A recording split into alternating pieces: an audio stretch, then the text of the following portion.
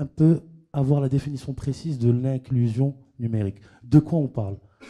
On a tendance à mettre tout et n'importe quoi.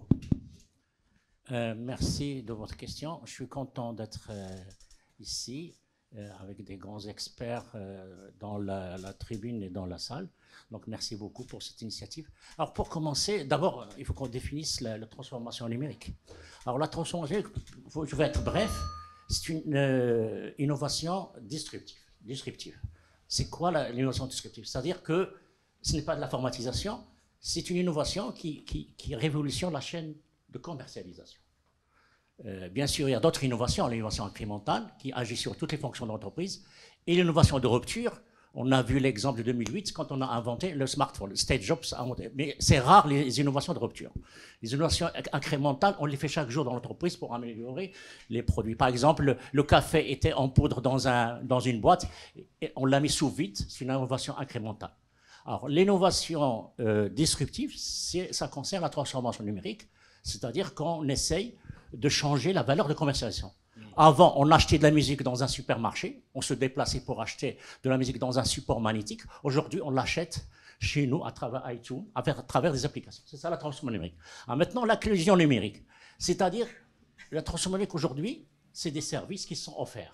C'est de la dématérialisation, des appels d'offres, on paye des impôts en ligne. Donc il faut donner la chance à tout le monde, au niveau national, à toutes les régions. Il faut que toutes les régions soient impliquées dans la transformation numérique et ne pas se limiter à la ville.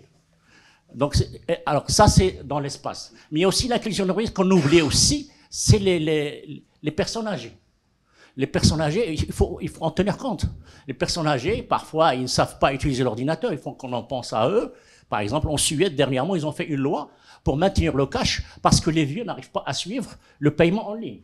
Donc, l'inclusion numérique, pour répondre à votre question, c'est agir dans l'espace, toucher toutes les régions et dans le temps, c'est-à-dire tous les âges.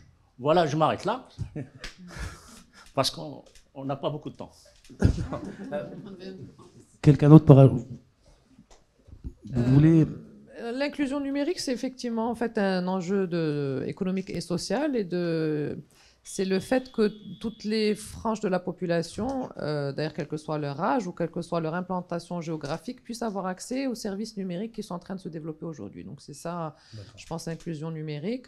Et on a un sujet aujourd'hui au Maroc, en tout cas pour toute la partie géographique, on le verra, je pense, tout à l'heure dans les statistiques.